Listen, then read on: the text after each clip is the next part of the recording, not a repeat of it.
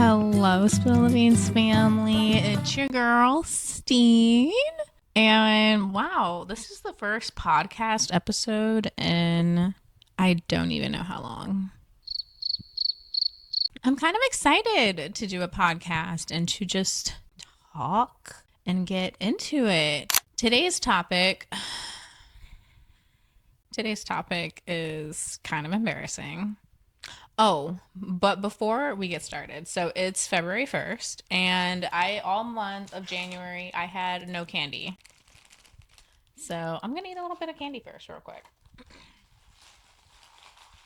Quick life update. Little ASMR. Quick life update. No candy of January. I've been trying to work out. I actually haven't worked out this week. Just wasn't feeling it. I've been trying to get stuff ready for videos and all that jazz. God. Oh, there is another pretty big life update, but really exciting though. Really excited. But this process, it's a little difficult. I feel like there's just always decisions that have to be made. Well, not much of a life update that I thought. All right, well, let's just get into it then.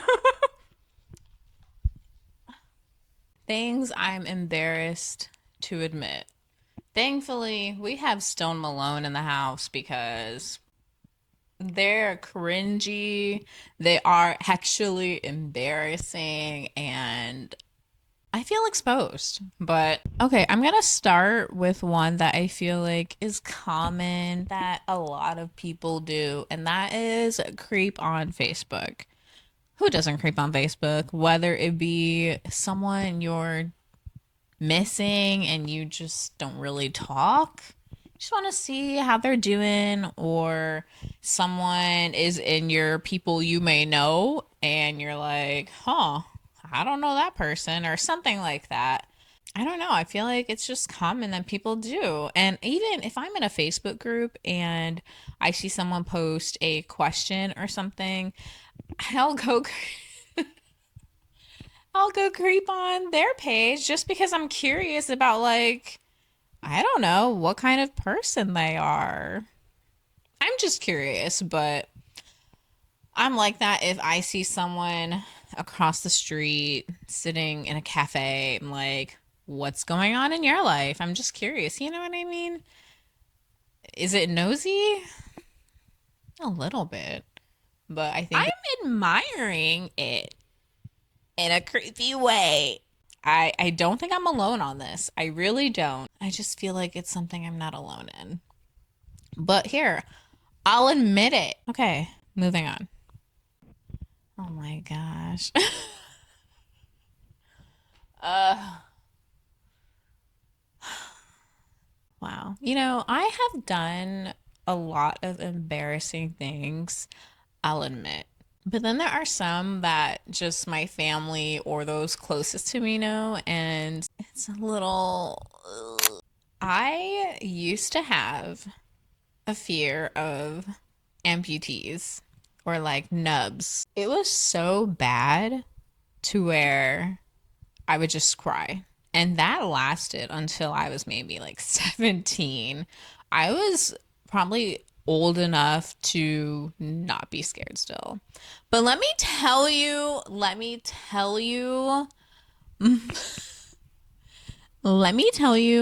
traumatizing story.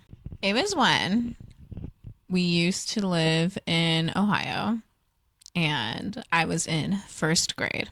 Okay. I don't even know really what age is associated with first grade, but I used to have to take the bus home. And one day on the bus, I had the window seat, and this girl came and sat next to me, and her left arm was a nub, and her nub had her little fingers on there, and there was little fingernails on there too. Now, mind you, I don't know what the fuck happened. I'm in first grade. I just see this odd looking thing right in my face, okay? And I had to sit like that the whole bus ride. And I just remember being scared and terrified. I don't know why. It just looked different and I really don't know. And that just set the course of the rest of almost to adulthood.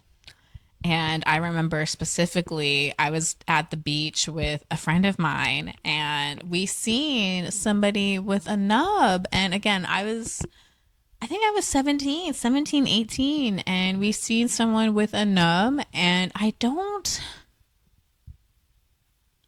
remember crying, but I remember just looking away and just like, because it just made me, and she even was like, they can't help it. And hang on, brief intermission because I'm getting a phone call from my sister. Yes, so I I grew out of that. Hallelujah.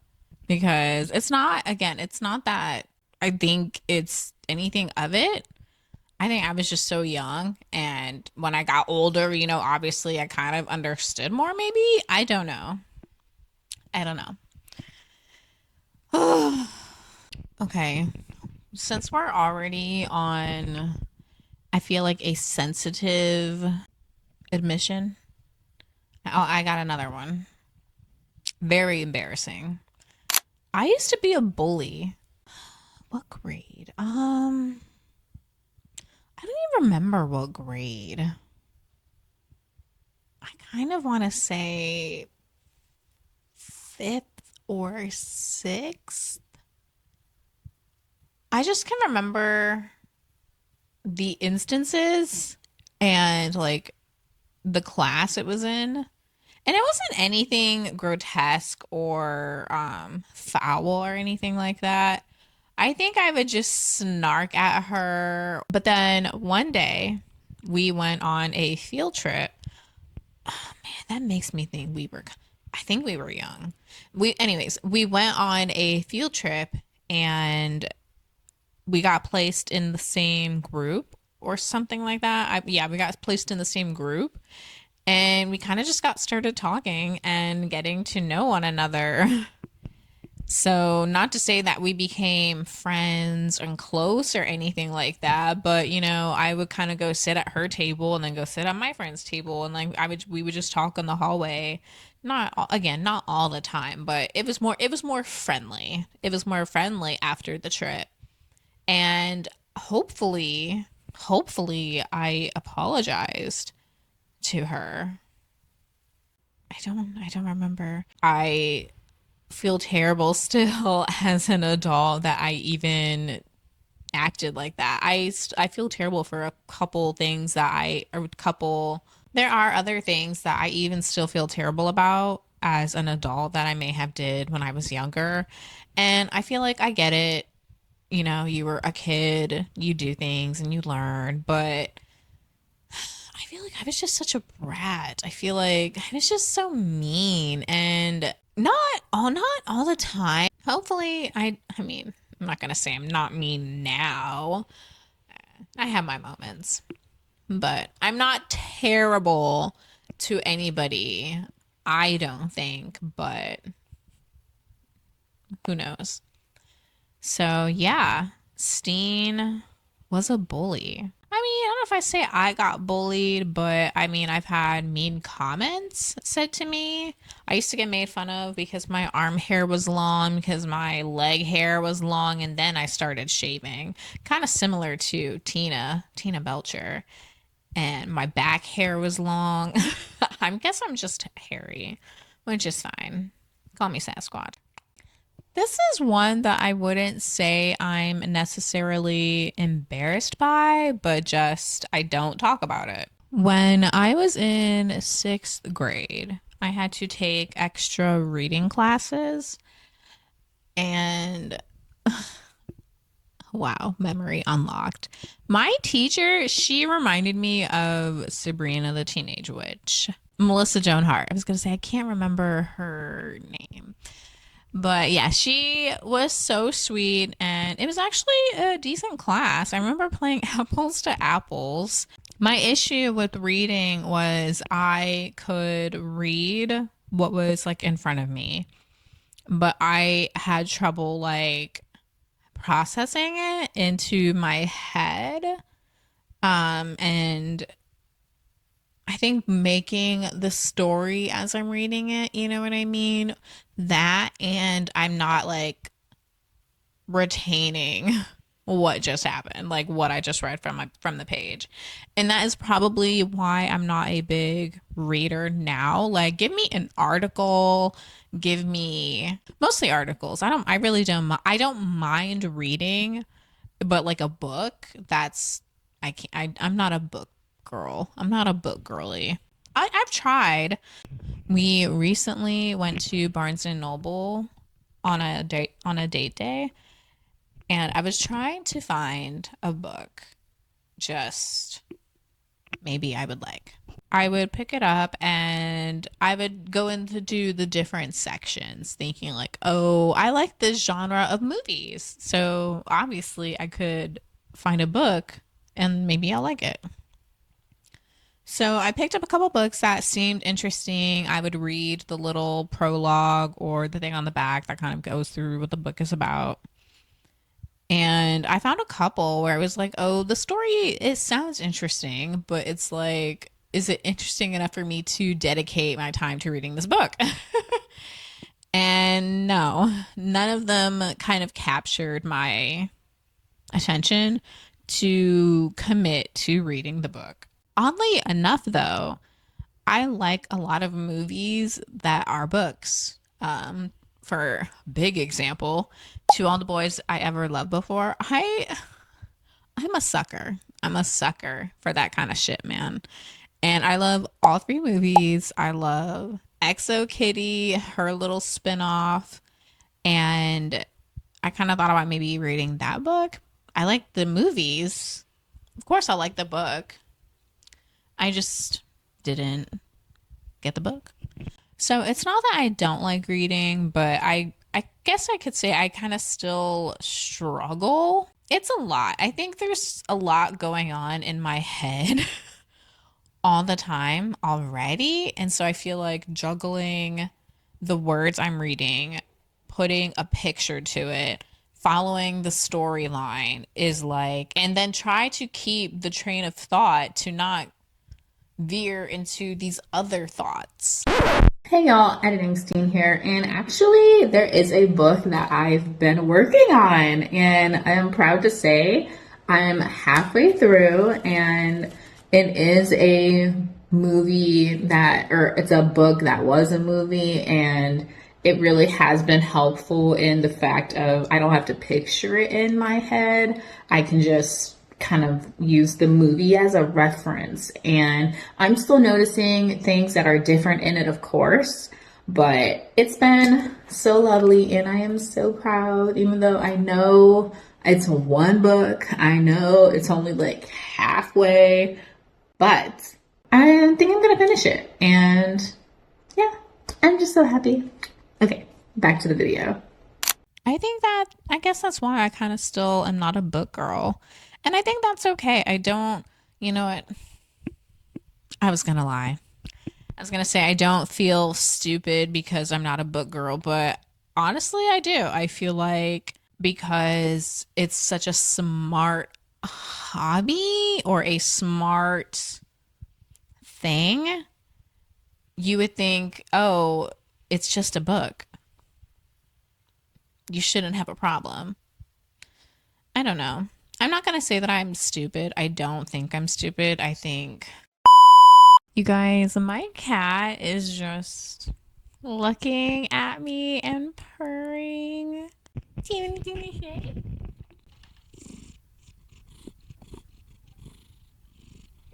Oh, thank you, baby. Thank you.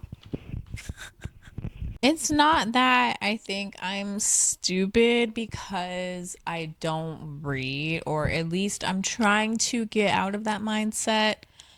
It's just not my thing. And that's okay because there are things that are my thing that aren't other people's thing. And that's okay. Moving on. I saved one of the hardest for last. Again, it's not something that I'm embarrassed about. It's more of something that I just don't talk about. I kind of sprinkle it here, sprinkle it there, but outside of people who know me, I don't really talk about it. So I have type 2 bipolar. Now there is type 1 and type 2. Type 1 is more to my understanding and with the therapist and doctors I have spoken with. To my understanding, type 1 is way more severe as far as like making very spare of the moment decisions, spare of the moment things like draining your bank account, gambling everything you have, or very just out of nowhere things. I'll probably add a little bit more of what it is actually about just to fact check myself. Type 2 is more on the depressive side, the bipolar 2, where there's manic episodes and depressive episodes. Your manic episodes is like your highs. You're killing it. Like, you're like a energizer bunny. You're getting shit done. You're like staying like boom, boom, boom, boom, boom. This is your manic episode. And you kind of keep going until you hit your low, your depressive episode. And now the length of time for either of these states could be, again, there isn't a specified time. I have been in a manic state for months before. I've been in it for a week.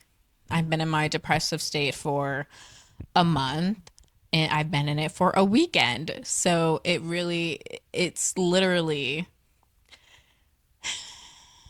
let me start from the beginning as far as diagnosis and all of that, since we got a little bit of education. Back in 2016, 2017, I was seeing a doctor in Ohio about my depression and anxiety.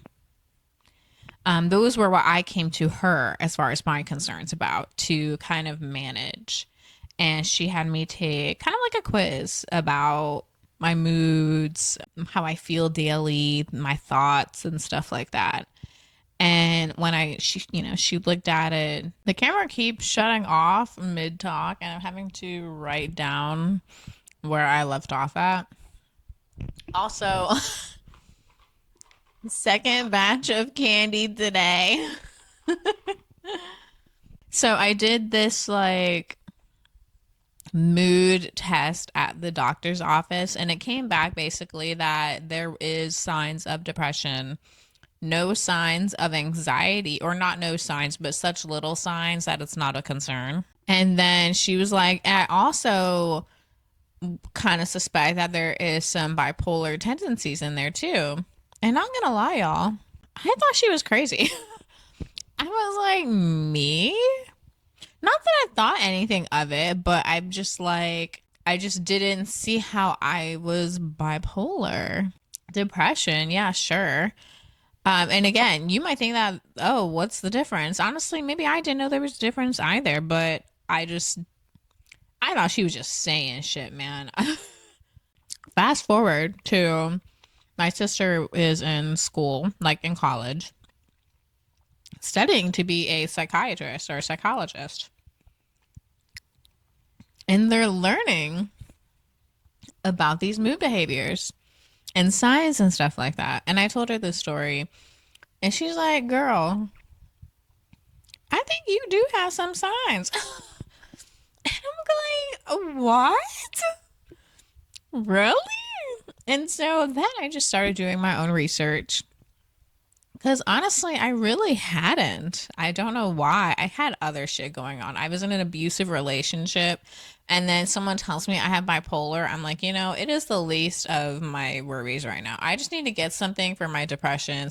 And now I'm like, okay, a doctor had already suspected some signs forever ago.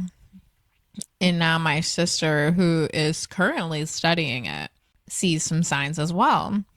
So finally, I go to my doctor and I tell him this. And so I'm telling him things about me and things that I might go through. And he knows about the depression and stuff like that. And so at first, I was taking like an antidepressant. So eventually, we do come to the conclusion yes, there is some bipolar 2 there. It is diagnosed. I go to a psychiatrist who, again, I'm talking to him about things, and he's the one who's going to be able to actually prescribe me the medication I need, which ends up being a mood stabilizer. And then I also take an antidepressant just for my migraines. Both of these I take every day. And honestly, now I not to say that I don't care, but it's an easier pill to swallow now that I'm able to manage it. I could describe in detail what it's like up there, but maybe in another video. Now I kind of joke about now if I go from like 0 to 100, I'm just like, I can't help it, I'm bipolar. And the more that I have been able to accept it, I definitely see it more in my just day to day, my day to day. I could have a trigger like that. I can have triggers that are from my past relationship, my abusive relationship. I could have a trigger just from myself. I might dwell on it in a way where it just kills the rest of my day. And this is where sometimes I'm over it in a day, sometimes I'm over it in a couple days, a week. It really depends. I had went through a recent low, and this one in particular, it was during a time where I felt like I had to be present. Like I couldn't show what was happening. I had to have a face because if I didn't want to be a drag. Logically, I know sometimes when I'm upset, it doesn't make sense to be upset, but it's hard to disconnect those two, my head from my emotions. I can't always help it. God, I wish I could, but I can't. And that's where it's really hard for me. But keep in mind that for me is normal. Like that's my normal. But I have had some that might not have been as low, and I came out of the battle fine. But during that war up here, it's brutal. It's brutal. It's mentally draining. And then to do your day-to-day things, you can't just check out of, work for a month because you have these going on upstairs. I'm gonna say fighting your demons, honestly. That's what I like to call it because that's exactly what it feels like. It feels like I'm fighting my demons. I'm fighting myself every day. And some days are easier than others. My medication has definitely helped. I have definitely way more higher days than low days. I have way more manic episodes than low days, which is fine by me because I'm getting shit done up here. Am I exhausted? Yeah. Well, Spill the Beans family, I think that's it for this episode of things I'm embarrassed to admit, but I did. And that's what matters. I had fun. It was odd having to bring some of that back up, but also liberating. Thank you for tuning in and listening to me. I appreciate you. I appreciate your time. We'll talk again soon. I'm gonna get coffee. I'm gonna hydrate. A armadillo walks into a bar, and after he had a couple drinks, he had to roll on out of there. What's up with that?